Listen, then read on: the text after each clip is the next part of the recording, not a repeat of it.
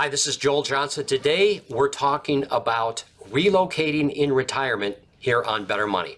On Better Money, as you know, we've talked about many different subjects when it comes to retirement, preparing for retirement, and living through retirement. And one of the things that comes up all the time with our clients is, I want to relocate. Help me decide whether to relocate or not. And one of the biggest reasons people stay here in the Northeast in retirement is because they have family here. They maybe have kids, grandkids, maybe their best friends are here. And that's one of the tugs that keeps us here in the Northeast. But there are a lot of reasons to move south. There's a lower cost of living. Typically the tax base, not just property taxes, but income taxes are much lower. So I've created a retirement relocation checklist, and it's the 20 things that you need to think about, that you need to go through to make sure it's the right thing for you to relocate, or it might even tell you to stay here in Connecticut. Let's talk about a few of the things. Taxes, I mentioned earlier. Taxes is a big deal.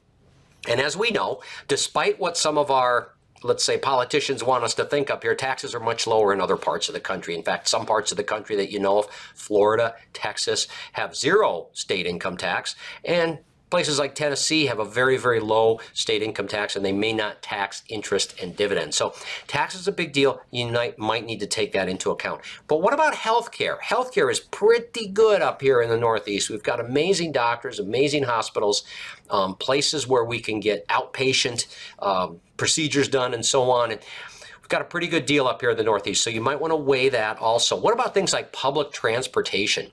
Things for seniors if they don't want to drive anymore. You know, my mom and dad are in their 80s and they're still driving, and I'm not so sure they should be driving. And so what are the public transportation facilities? What's the ease of getting around?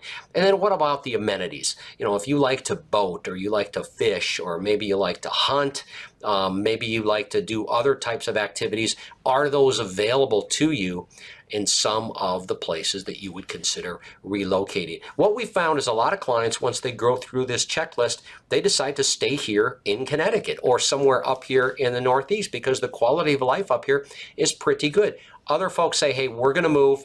I don't want to pay the high cost of living and so on. And so we have a lot of clients that move south, and obviously many of them are pretty happy with that move. So weigh the decision very carefully. Make sure you don't do something you're going to regret.